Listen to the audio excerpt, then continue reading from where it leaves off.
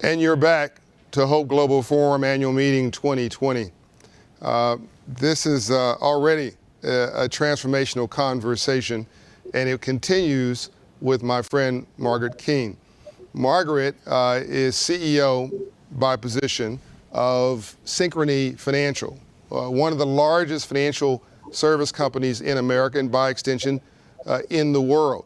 A 18-year career in one post alone. One of two women, I believe, who maybe to this day runs independently traded banks in America, the largest, over $10 billion of assets. I think it's well above that now.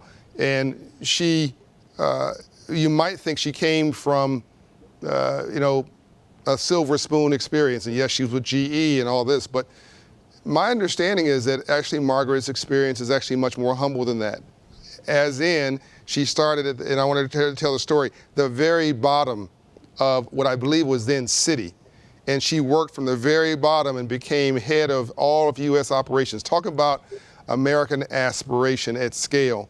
When a woman can do this in America, from nothing, and from a family where everybody in her family were police officers, and her father's grand ambition for her was to be in law enforcement.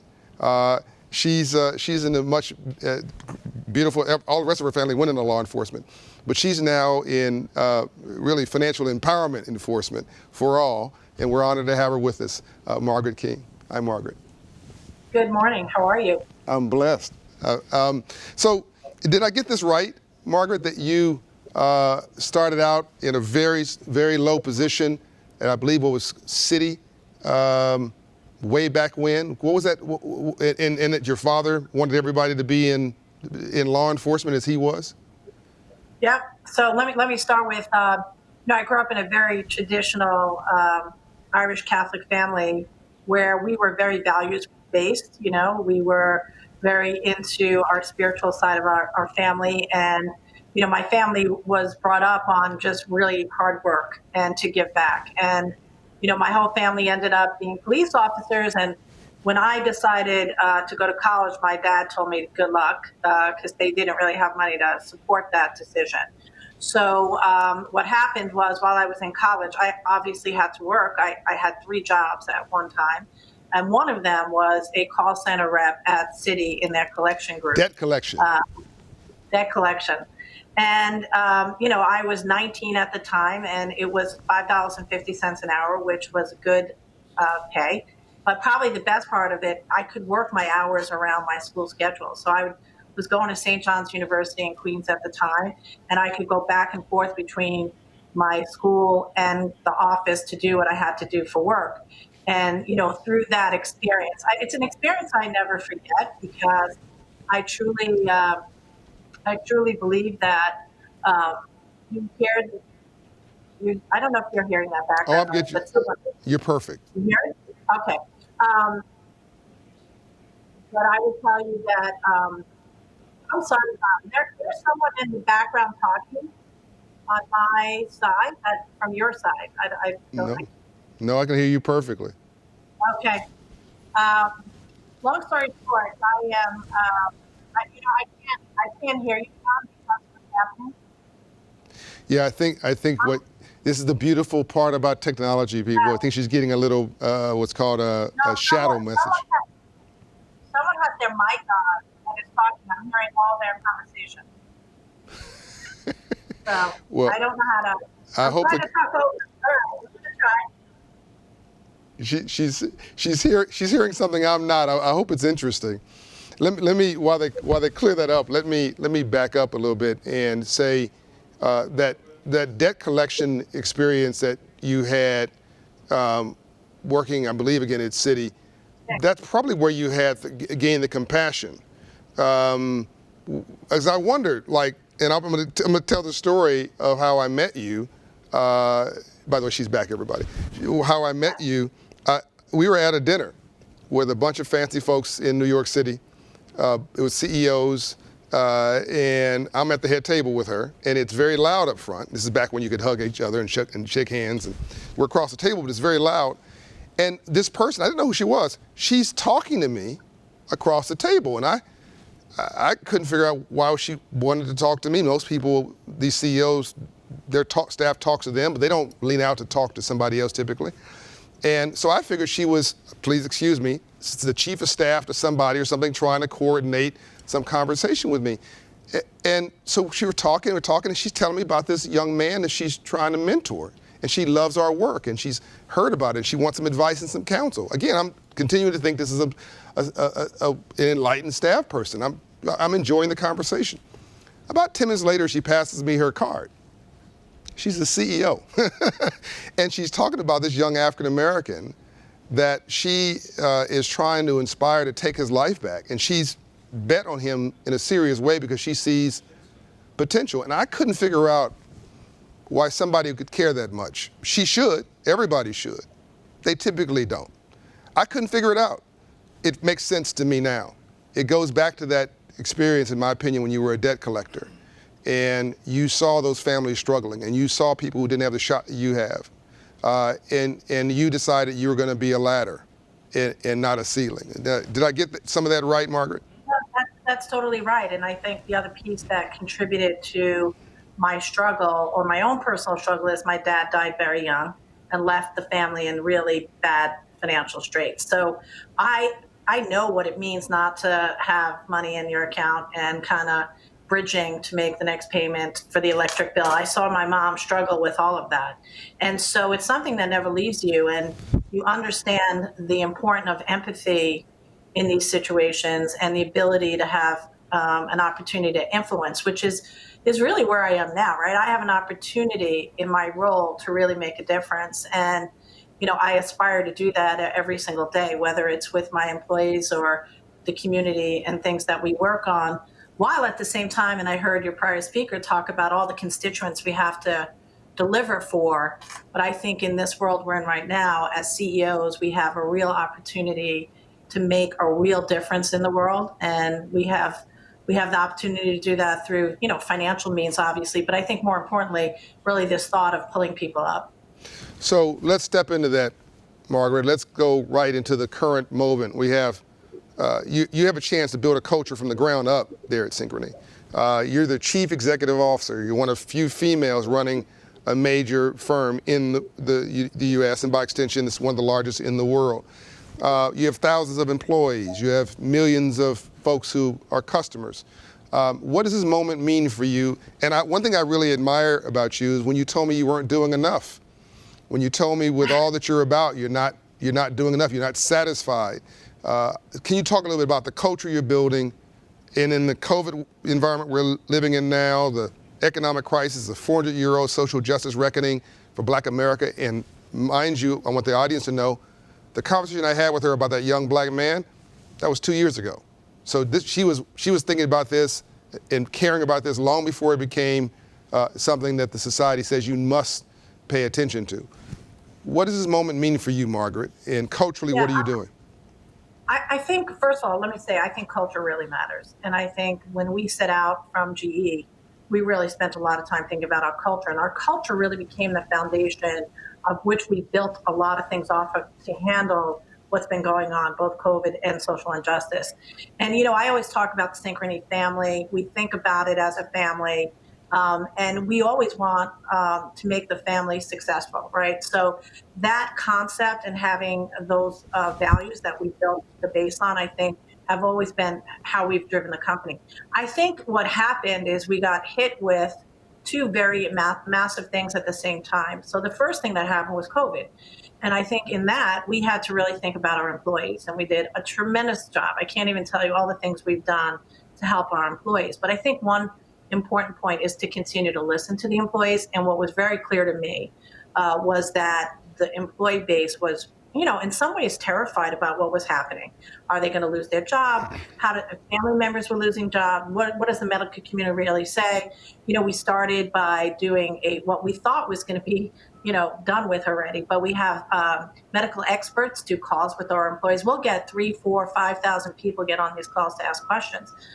We've really worked on childcare. So this was a hot topic amongst our employees, childcare. So we started one way. We quickly had to pivot because people couldn't send their children to childcare. So we came up with this idea of, okay, we'll pay $100 a day to have anyone in the family watch the kids except the we wouldn't pay for the grandparents. We kind of drew the line at the grandparents. So, we thought about that. And the other thing that happened is, my CIO, Carol, who has 3 children of her own, and, she calls me sometime in May and says, Margaret, I don't know how people are going to deal with, the kids being home all summer. I don't even know how I'm going to deal. And so we came up with this idea of Synchrony Summer Camp, which was a virtual camp that was actually led by our employees. And this is really interesting, our employees' kids. So we had high school students and college students who, couldn't work, actually participate and be the leader of these sessions. And so we did everything from sign language to, cooking, to arts and crafts, to movies. Was a huge hit. And I think the interesting thing is, because we're a global company, we were able to bring the whole global world together. And so families were participating across the globe in our summer camps. We've now extended that to an after-school program, because one thing I have learned through this, nobody knows how to do math the new way. None of us learned it that way. So one of the big things was help me, tutors. So we're doing the same thing. We're doing some after-school programming, and we're actually offering tutors. In some cases, these are students that are students of our parents in our school, our company are actually doing the tutoring. So, we've been able to bring in, that's the family connection. I think that's really important. On social justice, I think this was probably the most painful thing for me, honestly. And I think 2 things. I think one was the amount of pain that happened inside our company among our Black associates. I think the entire leadership team has been astounded at the stories and the storytelling. And I think what we did initially was say, look, we're not going to, we need a timeout internally. We need to listen to our employees. We need to learn as an executive leadership team. And we did a series of events. We had external speakers come in. We as a leadership team were reading certain books and certain articles and then discussing them at our leadership team. Our teams were then discussing it with their teams. And we've actually just embarked upon this storytelling initiative where we're going to have our employees who want to, we're not telling everyone, but who want to share their stories.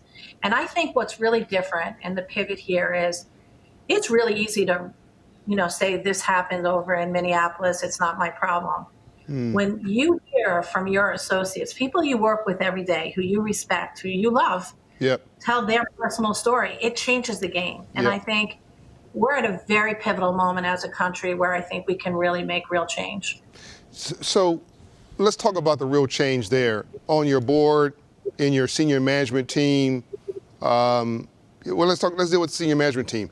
Are you satisfied with the level of diversity and inclusion that you've achieved there? What does it look like? You just mentioned your CIO is female, fantastic, if I heard that right. Are you satisfied? Are you leaning in enough? Where are you at with that? So, I have an okay diverse team. I wouldn't say it's where we want to be. We do have Curtis House, who's one of our most senior African-American leaders, who's direct into the senior leader team. We do have Beto, who's Hispanic. We have women. We have Neeraj, who's Indian. But, I think, honestly, we got a lot of work to do to kind of pull up the organization. And, you said I was doing this before. We actually had a meeting last December as a senior leader before any of this happened. You look at Synchrony, we get awards for everything. This thing, that thing, we're all great. Right. It's really easy to say we're great. Well, we're not great, because when we started really looking at the data and the numbers, particularly around Blacks and Hispanics, we were not making the progress we should have made. And we kind of took a step back, and we've actually laid out a plan, and we're continuing that plan despite all the challenges, our company faces through this pandemic, to really make a difference on pulling people up and placing people in roles that are, people of color. And, we're committed to that. And we've actually, I'm not going to use, we put targets in place for our senior leadership team. I think we win when we put numbers. We know how to hit numbers, right? That's right. And if we don't make this real and hold people accountable, because look, we've been talking about this for a really long time. It's not like we, haven't been talking about this, but this year we said we're going to put targets in place. They're not huge targets. They're not huge because I want to make sure we're hitting something here. Right. And then next year we'll push a little harder. And then the next year we push a little harder. To make sure you're hitting something other than yourself. Look, Right, exactly. what I love, and I want to stop here because I don't want people to walk past what you just did. Here's one of the top CEOs in the whole country, again, by extension, the world, who just acknowledged that she's not doing enough. That's not a failure, that's a success. That vulnerability is a strength, transparency is a strength. By her saying that, people can trust her more. They can trust her when she says that she's doing good because they know that she's not giving them a PR exercise. They can trust her when she says, well, we need to do better because they know that she's leveling with them and that they can trust that she wants to do more. And then they can actually measure her by what she actually publishes because she's been transparent about the process. And she's, as the Bible suggests, your reach should exceed your grasp. And in this way, the conversation between Margaret and me now is similar to the conversation I had with Bill Daley and other CEOs, where there's this increasing transparency that, hey, we're living in a moment, we may or may not be, our operating software may not be 100% where it needs to be yet, but we have every intention, if you're a good leader, of stepping into the moment and meeting it. And for that, Margaret, I can't thank you enough. I want every CEO watching this who gets in their quiet of their own office while you're doing this broadcast to take note of the leadership that Margaret just displayed. It is commendable. You know, John, I think the other thing that we've talked about, and you and I talked about this recently, this has to start at the top. Yep. It cannot be an HR initiative. You know, Michael Matthew, who's our head of diversity and inclusion, I mean, he's phenomenal. It's not Michael's job. Michael can help facilitate what we need to do, but we can't say, oh, Michael, fix this. It has to be done from the CEO down. It has to be owned by the leadership team. You know, you and I talk, Curtis House, who's one of my favorite people. Yep. It's not Curtis's job. Just because Curtis happens to be the black leader on an ELT, we can't keep turning to Curtis to say, Curtis, what do we do? That's right. Like we have to own it. I have to own it, and my team has to own it. And it's great. I have Curtis. I use him a lot to kind of guide me. But, you know, we all have to step up, I think, in all our organizations to make this a reality. One of the senior leaders who's African-American at Walmart told me recently, it was a brilliant quote. He said, we know that we are needed, black people in these companies, black, Latino, women, fill in the blank. We know that we're needed. We don't know we're wanted. And we want to feel wanted. And we want the CEO to be accountable to that. And at Walmart, actually, that is the case. At Synchrony, that is the case. At many companies that I admire, that actually is the case. And you're taking that position right now to not just make people feel that we need you to perform, do your job, but that we want you and we see a value for you. I'll also say one last thing, Margaret. I want to get your opinion on this. I think diversity is a business strength. I think that when you include people, they perform better. That when the public sees you've included people, they want to do business with you because you reflect and respect the markets that you're trying to serve, particularly a company like yours. Do you see any resonance between diversity and inclusion and your business model and your bottom line? Absolutely. I think we have to look like the customers we serve. And guess what? We serve all of the U.S. So for us to think that we have all the answers or I have all the answers, absolutely not. And the more diverse the team is, and by the way, we look at these things. I think this is another important element. When we put an agile team together to work on something, we actually look at the diverse makeup of that team because we think it's really important that we have that diverse thinking and perspective on those teams. When we send folks to training, we look at diversity and who's going to the training. Almost everything we do in terms of pulling people together, we really look at the mix of diversity to make sure we're getting the best of our people and our talent and our thought processes that exist in our employee base. So it's not just, check a box or it really makes a difference when you have diverse thought. What do you want we're wrapping up here. Margaret, it's been a rich conversation. Thanks for taking the time to be with us in this digital world we live in now. What do you want the audience to be left with? What do you want your legacy of your tenure at Synchrony to be, other than you hit the performance metrics you gave the board and the markets? What is your leave back? Yeah, I think it's two things. One, I want to be known as a female CEO who was successful in her own right in terms of the results of the company. But I want to be the CEO who's known as the person who really had empathy and thought and really made a difference on not only diversity, because diversity, you could check numbers. This thought of inclusion is really an important point, which I know we're all shifting to. That your point of, I want to know I'm wanted here. And that's true for every diverse group we have in the company. And that's really where I want to try to pivot. And I've been working very hard on this thought of inclusion because I want people to come to Synchrony because they feel like they're part of the family and they can sit at any part of the table and be part of that conversation. That's really my goal. As a friend of mine, Stephanie Rule of NBC, said recently, we want, you can sit at the table, expand the table, and add a chair. Margaret, thank you for being with us today. Appreciate you. Thank you very much. Have a great conference. Thank you. Thank you.